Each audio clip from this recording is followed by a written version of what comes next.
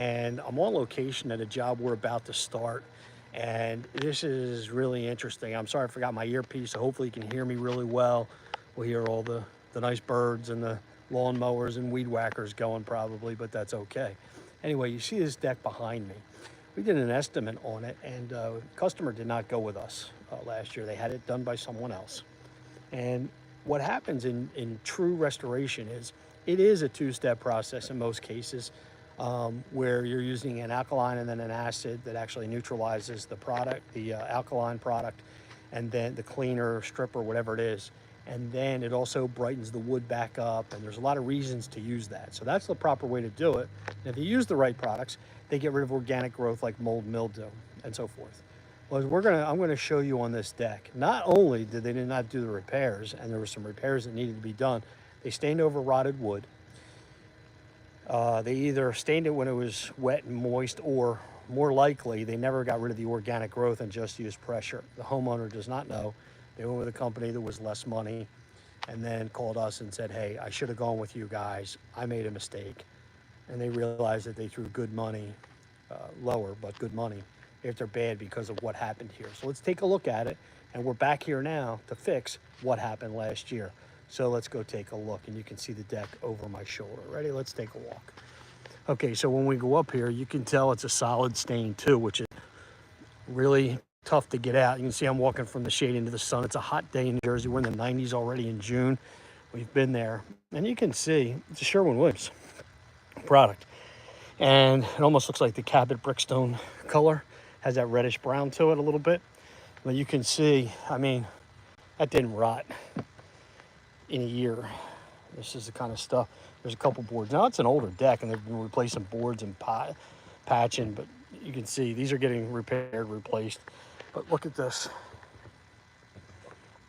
And you can see the mold and mildew, the organic growth, is actually in the stain, and it's all over the place. It could be some of it is some of the new boards, but it is on some of the old boards like you see here. It's just a disaster. So how do you get a solid off? That's a tough one. So my other company, Deck Restoration Plus, with the products, we have a product called Stripper Plus, and it is it's a product that doesn't need to be neutralized. It's completely different. And what we do is we put that on. It's sprayable, but more of a solvent kind of thing, and it actually kind of eats it up. And then we're also going to go back over it with our regular stripper, which we use for a lot of oil bases, all oil bases and some water bases. So a combination of both is going to get most of this off. Then we're going to do the repairs, sand some of the floor. We're going to recoat. Hard to do a whole lot more than that with this without replacing it. We gave them that option as well. The deck is, you know, a little aged, but that's all we can do. So don't be worried when you don't get a job, because that's okay too. If you stay professional and you do your thing, customers hopefully will come back to you. They don't always. Some people have to learn. I mean, people do go with a lower price for whatever the reason is, and so forth.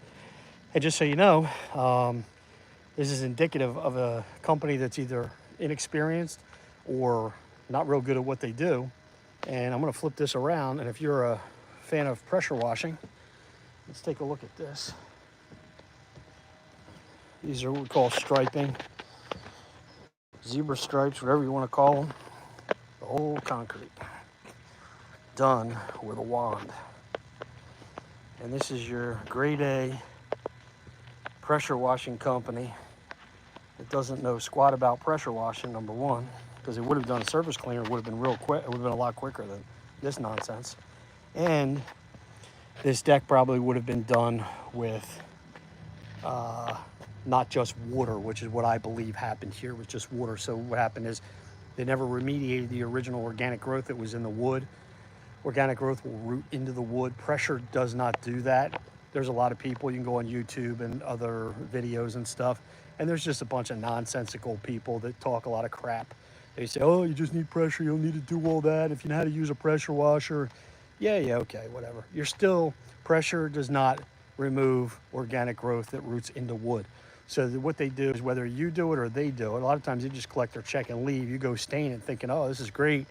And then you wonder why you get black spots or mold in your stain. It's because they never used the right product to do it and remediate the growth. That roots into the wood. You can't get that with just pressure. You need something to do that. There's other chemicals and products out there that will take care of that. That was not done here, in my opinion, and why we see this kind of stuff. I'm in the light, but this kind of stuff. I mean, this is in the sun, this deck a lot. You see the sun? And here we got mold and mildew all over it. It's a shame. But now we have a customer for life, probably. I'm Everett Abrams, the Wizard of Wood, taking another real life, real world job. And you can see what I see and go from there. Have a great day, everyone. Thanks for watching the video.